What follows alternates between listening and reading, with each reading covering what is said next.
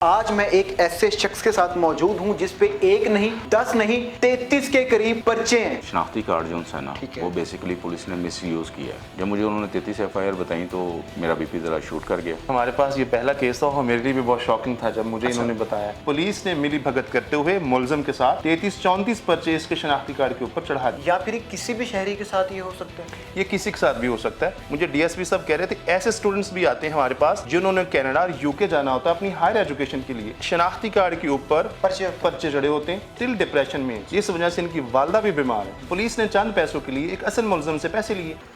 अस्सलाम वालेकुम, आप देख रहे हैं कैपिटल टीवी। मैं हूं आपका मेजबान अनीब जहीर। आज मैं एक ऐसे शख्स के साथ मौजूद हूं जिस पे एक नहीं 2 नहीं 3 नहीं 10 नहीं 33 के करीब पर्चे हैं। ये दहशतगर्द कौन है कि जिसके ऊपर इतने पर्चे हैं? भाई साहब मेरे साथ मौजूद हैं, इनसे बात करते हैं। देखने में तो बड़े मासूम लगते हैं, लेकिन अब पर्चों की तादाद सुन के आप भी हैरान हो जाएंगे कि ऐसा कौन सा जुर्म इन्होंने किया है कि 33 के करीब जो पर्चे हैं वो इनके ऊपर हो गए। अस्सलाम वालेकुम। वालेकुम अस्सलाम जी। सर, जब मैं आया हूँ तो आपको देखा है तो माशाल्लाह बड़े आप सादा इंसान लगे हैं, बड़े शरीफ इंसान लगे हैं। 33 पर्चे करवा दिए आपने, क्या किया आपने? सर अल्हम्दुलिल्लाह शरीफ आदमी हूँ, मेरे ऊपर तो एक भी पर्चा नहीं है भैया। अच्छा, तो ये क्या मामला है 33 पर्चों वाला? 33 पर्चों वाला मामला तो ऐसे है भैया, मेरा ना NIC शनाख्ती कार्ड जो है ना वो बेसिकली पुलिस ने मिस यूज़ किया है। पुलिस ने मिस यूज़ किया है? कैसे? सर इस तरह हुआ है कि मैं एक मोबाइल परचेज़ करने के लिए गया था। ठीक है। जब मोबाइल परचेज़ करने के लिए मैंने अपना ID कार्ड दिया, उन्होंने ID कार्ड को अपने मोबाइल में जब दर्ज किया तो नंबर उसका, तो उन्होंने कहा भाईजान आपके ऊपर ना सुंदर थाने के 33 FIR हैं। ठीक है। आप अपने मुतलका थाने से रब्ता करें। ठीक है। जब आप मुतलका थाने से रब्ता करेंगे तो आपको मालूमात बाकी वहाँ से मिल जाएगी। सही है। जब मुझे उन्होंने 33 FIR बताई तो मेरा बीपी ज़रा शूट कर गया। ठीक है। तो शूट इतना कर गया कि मेरी तबीयत ज़्यादा ख़राब हो गई। उधर ही खड़े खड़े? जी सही है। अच्छा, नया फ़ोन लेने गए थे, नया फ़ोन जब लेने जाते हैं तो ID कार्ड तो नहीं मांगते? तो सर मोबाइल बेसिकली इंस्टॉलमेंट पे लेना था मैंने। इंस्टॉलमेंट पे लेने जाते हैं तो ज़रा उन्होंने वेरीफाई तो करना ही करना है। ठीक है। ठीक है ना। जब उन्होंने वेरीफाई के लिए मेरा ID कार्ड किया तो उन्होंने कहा जी आपके ऊपर 33 FIR है। ठीक है। तो क्या उनका क्या रिएक्शन था आपकी तरफ? सर रिएक्शन शक की नज़र ही होती है। जब आपके ऊपर 33 FIR होंगी तो देखने वाला आपको कोई अच्छा तो नहीं समझेगा। बिल्कुल ऐसे ही है। तो जब मुझे उसे बताया था कि आपके 33 FIR हैं तो आप मुतलका थाने से रब्ता करें आप। ठीक है। तो फिर मैं डॉक्टर के पास चला गया। डॉक्टर ने जब मेडिसिन दी, एक आधे दिन में 2 दिन में मेरी तबीयत स्टेबल हुई। ओके। फिर मैंने महबूब आलम भट्टू साहब से रब्ता किया जो उनसे मेरे वकील भी हैं। ठीक है। और मेरे भाई भी हैं। सही है। तो जब उनसे रब्ता किया तो उन्होंने कहा यार आप टेंशन ना लें, आप अपना ID कार्ड नंबर मुझे सेंड करें, मैं रिकॉर्ड चेक करवाता हूँ। ठीक है। जब उन्होंने रिकॉर्ड चेक करवाया तो वो कहते यार आप टेंशन ना लें, मामला सारे कंट्रोल में पर्चे है। थे? पर्चे थे। ठीक। तो किस किस किस्म के किस नौयत के पर्चे थे सारे? सर 392 या 379 है, यही किस्म के सारे पर्चे हैं। 392 और 379 किस चीज़ के दफात है? सर ये मेरे ख्याल से राजधानी स्नैचिंग, हाँ जी स्नैचिंग के इस तरह के पर्चे हैं भैया। ठीक है। चोरी डकैती के आपके ऊपर इतने पर्चे हैं तो आपको कभी पुलिस ने टच नहीं किया, कभी पुलिस ने कोई कॉल नहीं की? भैया बेसिकली मुझे इसलिए नहीं कर रहे थे, वो जो सा मुजरिम था वो पकड़ रहे थे। ठीक है। वो पकड़ भी रहे थे, उसे गिरफ्तार भी किया उन्होंने, अदालत में पेश भी किया, चालान भी किया। क्योंकि ये सारी मालूमात वकील साहब को पता है तो ये वो बताएंगे। क्यों मेरे इल्म में उन्होंने बताया था कि यार हमने जो सा ना डॉक्यूमेंट में उसको आदमी की शिनाख्त हो गई है। सर एक जो सादा इंसान होता है, एक जो शरीफ इंसान होता है, जो पुरअमन इंसान होता है, उसके सामने से एक पुलिस की गाड़ी भी गुजर जाए, वो आके वो दबका ही मार दे तो वो घबरा जाता है। तो अपने 23 पर्चों का सुना, 33 पर्चों का आपने सुना तो आपका बीपी आपने बोला कि सर शरीफ आदमी का ज़ाहिर है शूट करेगा सर। तो 2 दिन जो आपने गुजारे हैं डॉक्टर के पास वो किस तरह से गुजारे हैं? सर परेशानी में अभी भी, अगर आपको जब भी सोच आती है ना कि आपके ऊपर 33 FIR हैं तो नींद नहीं आती, ना भूख लगती है, नींद नहीं आती, ये पोजीशन हो जाती है इंसान की। तो घर पे जाके बताया होगा तो घर वालों का भी रिएक्शन कुछ ऐसा? मेरी वालदा की अभी तक तबीयत स्टेबल नहीं है भैया। वालदा की तबीयत खराब हो गई? जी ज़ाहिर है कि एक BP का मसला भी है, शुगर के पेशेंट है वो बेसिकली। तो इस वजह से हम थोड़ी सी ना इस चीज़ को एहतियात में लेके चल रहे हैं कि CR ऑफिस में जब हमने एप्लीकेशन दी है ना तो वो कहते हैं जी हमें इस मामले की इन्वेस्टिगेशन करेंगे तो फिर उसके बाद आपका ठीक है नाम निकाल देंगे। तो सुंदर थाने आप गए थे? नहीं सर सुंदर थाने मैं नहीं गया था, वकील साहब ने रब्ता किया। अच्छा, वकील साहब ने रब्ता किया था। लेकिन फर्दर जो इन्फॉर्मेशन है इनके वकील हैं उनसे जानते हैं। महबूब आलम भट्टू साहब हमारे साथ मौजूद हैं। आइए सर, वकील साहब हमारे साथ मौजूद हैं, इनसे बात करते हैं, जानते हैं कि जो 33 पर्चे हैं क्या वजह है और अपनी नौयत का ये पहला केस है या पहले भी कभी इन्होंने ऐसी चीज़ सुनी है? अस्सलाम वालेकुम सर। जी वालेकुम सलाम। तो साहब पहले भी कोई ऐसा मामला आपके सामने आया है कि किसी इंसान के ऊपर 33 पर्चे हो जाएं उसको पता भी ना हो? नहीं, हमारे पास ये पहला केस था और मेरे लिए भी बहुत शॉकिंग था जब मुझे इन्होंने बताया कि मुझे ऊपर 33 FIR दर्ज हो गई। अच्छा। तो स्टार्ट में तो मैंने बिलीव ही नहीं किया, मैंने कहा ऐसा नहीं हो सकता। फर्दर फिर मैंने जब सुंदर थाने से रब्ता किया तो मेरे इल्म में आया कि जेन्युइन इनके पास 33 FIR हैं, इनके ऊपर दर्ज पर्चे हैं। ठीक है, आपने सुंदर थाने से रब्ता किया या फिर आपने हाई कोर्ट से रुजू किया? नहीं, ये सब procedure not according to high court. Okay. ये मैंने जब थाने से इनका सारा रिकॉर्ड चेक करवाया तो ऑनलाइन एक सिस्टम है पंजाब पुलिस का, ठीक है। तो उस रिकॉर्ड को जब मैंने चेक करवाया पंजाब पुलिस के अफसरान के जरिए चेक किया, मैंने थाने से चेक किया, ठीक है। तो इनके ऊपर इंदराज थे इतनी FIR, ठीक है। वो 392 चोरी डकैती की, राहजनी की FIR इनके ऊपर दर्ज थी। बड़े हीनियस क्राइम्स के ऊपर हीनियस क्राइम की FIRs इस भाई के ऊपर दर्ज थी। असल ये मुजरिम नहीं है, ये मुलजम नहीं है, ये मुजरिम नहीं है, इसने नहीं कुछ किया, लेकिन फिर भी FIR है।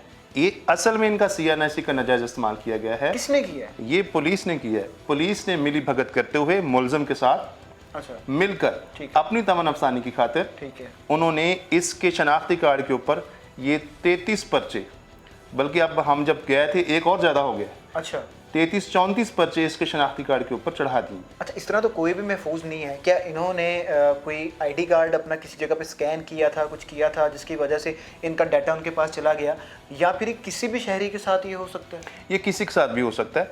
अच्छा। ये असल जब मैंने प्रोसीजर इससे अडॉप्ट किया, मैं थोड़ा सा आगे आपको लेके जाता हूँ कि एक आम शहरी के साथ भी कैसे हो सकता है। ठीक है। मैंने जब इनसे रिकॉर्ड इनसे सारा लिया, फिर मैंने थाने से लिया, फिर मैंने अदालत से सारा रिकॉर्ड लिया, ठीक है। तो जब टैली किया तो ये बाबर साहब हैं, इनका नाम बाबर नज़ीर है, जो असल कल्प्रिट है उसका नाम बाबर अली है। ओके। तो वो फिर सारा जब मैंने चालान निकाला तो पता चला वो बंदा रिहा भी होता है, जुडिशल में जाता है, जेल जाता है, वो रिहा भी हो रहा है, वो रिमांड पे भी जाता है। ठीक है। वो 6-7 महीने जुडिशल हो के आया है। ठीक है। उसके बाद ये सारी चीज़ें जब मैंने इनको कवर अप किया, सारा रिकॉर्ड लिया, तो फिर मैं गया SSP CRO के पास, इनकी एक दरख्वास्त, इनके नाम की दरख्वास्त लिखी और SSP CRO के दी, जो 24/8/2023 की स्टिल SSP CRO के पास पेंडिंग है। ठीक है। अब जब वो एप्लीकेशन मार्क होती है DSP CRO को, तो DSP CRO मुझे बताता है, मैं आपके सवाल का जवाब देता हूँ कि आप और किसी शहरी के ऊपर भी इस तरह के पर्चे हैं? ठीक है।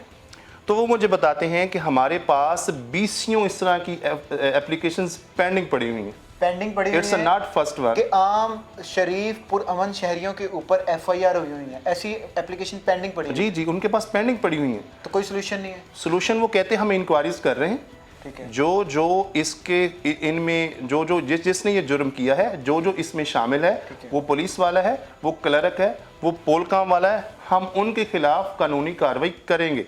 अब वो मैं आपको फिर एक चीज़ ऐड करता चलूँ कि आम शहरी कैसे, इनमें से आम शहरी किस टाइप के हैं? कोई मुजरिम नहीं है, वो स्टूडेंट्स हैं, वो टीनेजर हैं। मुझे DSP साहब कह रहे थे ऐसे स्टूडेंट्स भी आते हैं हमारे पास जिन्होंने कनाडा और UK जाना होता है अपनी हायर एजुकेशन के लिए, ठीक है। तो उनके शनाख्ती कार्ड के ऊपर पर्चे चढ़े होते हैं, उनका डाटा खराब, उनका जो CRO वो ख़राब होता है, उनका ऑनलाइन रिकॉर्ड उनके ऊपर चढ़ जाता है, जिस वजह से वो बाहर ट्रैवल नहीं कर सकते। वो हमारे पास आके रोते हैं और चिल्लाते चीखते हैं कि हमारे साथ ज्यादती हो गई।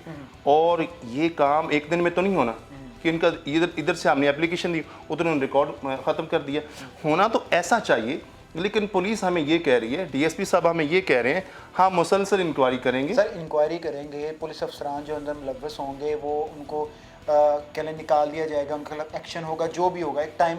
जी बिल्कुल टाइम चाहिए। आपको नहीं लगता ऐसा होना चाहिए कि जब उस बंदे को आपने मिल लिया, उस बंदे को देख लिया, इस बंदे की इंक्वायरी करें कि किसी चीज़ में मुलव्वस है कि नहीं, इसके रिकॉर्ड को साफ करें, अपनी इंक्वायरी जैसे मर्जी करें? जी बिल्कुल ऐसा ही होना चाहिए। शरीफ शहरी का रिकॉर्ड ठीक करें, अगर इसका रिकॉर्ड ठीक नहीं होता, चाहिए तो ठीक है, अगले दिन उनका रिकॉर्ड ठीक करें।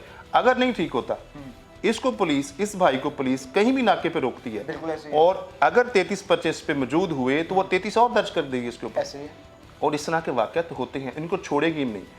हुआ क्या है, अभी तो ये रिस्क पे भी होंगे, बाहर निकलते हुए चलते फिरते पुलिस का कोई नाका लगा होगा, रिस्क पे होंगे अभी तो ये।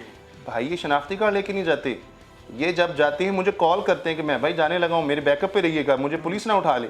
ये इस तरह का खौफ ज़्यादा है। ये स्टिल डिप्रेशन में है, इस वजह से इनकी वालदा भी बीमार है। और इस तरह का ये अकेला बाबर नहीं है, इस तरह के बहुत से ऐसे शरीफ शहरी हैं जो इस तरह की पुलिस गर्दी का शिकार है। ये तो एक मुकम्मल एक फ्रॉड है। ऑनलाइन फ्रॉड सुनते थे, पैसों का फ्रॉड सुनते थे, गाड़ियों का फ्रॉड सुनते थे, लेकिन जो ये पुलिस की तरफ से अब हो रहा है, ये तो एक नया फ्रॉड सामने आ जी एग्जैक्टली पुलिस वाला सिस्टम ऑनलाइन बना था मुजरम के आइडेंटिफिकेशन के लिए। या एक शरीफ शहरी के नाम पे रिकॉर्ड चढ़ा के एक असल मुजरम को छुपा दिया जाता है और एक आम शहरी को मुजरम बना दिया बतौर वकील अब क्या समझते हैं इसके पीछे वजह क्या हो सकती है? जब एक मुजरिम को पकड़ लिया, उसका जुडिशियल रिमांड भी हो गया, वो जेल में 7 माह रह कर भी आया, लेकिन पीछे रिकॉर्ड इनका दर्ज किया गया, इसके पीछे वजह क्या हो सकती है? इसके पीछे वजह तो सिर्फ और सिर्फ नेग्लिजेंस है ना, कोई खास वजह नहीं है न वजह तो सिर्फ सबसे बड़ी वजह है कि पुलिस की तमन अफसानी है। पुलिस ने चंद पैसों के लिए एक असल मुलजम से पैसे लिए और इनके शनाख्ती कार्ड को इनके शनाख्ती कार्ड का इस्तेमाल करते हुए मुलजम का रिकॉर्ड इनके रिकॉर्ड पे, इनके आईडी कार्ड पे चढ़ा दिया, जिस वजह से भुगत ये रहे हैं। असल मुजरिम वही है, रिकॉर्ड सारा मौजूद है, उनका बायोमेट्रिक भी उसका मौजूद है। जब ये बायोमेट्रिकली जाते हैं, जब इनका सीआरओ होता है, एसपी सीआरओ के पास किसी भी मुलजिम को गिरफ्तार करते हैं ना, उसका प्रोसीजर ये होता है कि पहले उसको एसपी के पास जाते हैं, वहाँ उसका थंब लगता है, उसका बायोमेट्रिक चढ़ जाता है, कहीं भी उसका थंब लगा उसका रिकॉर्ड आ जाएगा। अब इसका थंब लगाएं, ये मुजरिम नहीं है, असल बंदा वो है, इसका रिकॉर्ड तो 2 मिनट में इनको ठीक करना चाहिए था। बिल्कुल ऐसे ही। जिसके लिए इस बेचारे को 1-1.5 महीना हो गया और हमें आप लोगों के तवसल से ये आप लोगों के पास आना पड़ा ताकि अब हमारी आवाज़ बने, ताकि हमारी आवाज़ उन तक पहुँचे। तो ये आपका केस पुलिस के पास है या अदालत के पास है? नहीं, हमारा केस तो एसएसपी सीआरओ के पास है। ठीक है, तो अदालत के थ्रू नहीं आप जा सकते? हम जा सकते हैं। पहला तरीक़ाकार ये होता है, जिस डिपार्टमेंट ने ब्लंडर किया होता है उस डिपार्टमेंट के अगर किसी छोटे अफसर ने गलती की हो तो हम एक बड़े ऑफिसर को उसके खिलाफ एक एप्लीकेशन देते हैं। जब बड़ा ऑफिसर अपने छोटे ऑफिसर के खिलाफ कार्रवाई नहीं करता तो फिर हम उस बड़े ऑफिसर के खिलाफ अदालत में जाते हैं। अभी हमारी एप्लीकेशन को 1 महीने का वक्त होने वाला है। हमने उनके खिलाफ सेशन जज के खिलाफ एक पटिशन फाइल कर दी है। अगर सेशन जज की पटिशन के ऊपर अमल दरामद नहीं होता तो हम हाई कोर्ट भी जाएंगे और हम तब तक नहीं रोकेंगे जब तक हमारा रिकॉर्ड ठीक नहीं हो जाता। इतनी पेंडिंग पड़ी हुई है, आपकी पेंडिंग पड़ी रहेगी? सर, हम जद्दोजहद में लगे हुए हैं, पेंडिंग पड़ी रहेगी। अगर हम उनके पीछे भागे दौड़ेंगे नहीं तो पेंडिंग क्या, ये तो कभी भी सॉल्व होने वाला मामला नहीं। क्योंकि डीएसपी साहब मुझे कहते हैं, मैं बुलाता हूँ आयुष को और वो आते ही नहीं। अच्छा, अब डीएसपी के सामने एक एएसआई की क्या जरूरत है कि वो आए? इदारे का फेलियर है, इदारे का बहुत बड़ा फेलियर, बहुत बड़ा फेलियर है इदारे का। ले जी, हमारे साथ वकील साहब भी मौजूद थे और जो ये भाईजान है जो मुतासर हैं इस फ्रॉड से जो कि पुलिस की तरफ से किया गया है, वो भी मौजूद थे। किस तरह मैं, आप या जो भी आम शहरी हैं वो खतरे में हैं कि कभी भी आपके जो आईडी कार्ड है उसके ऊपर 33 पर्चे कर दिए जाएंगे और आपको पता भी नहीं चलेगा।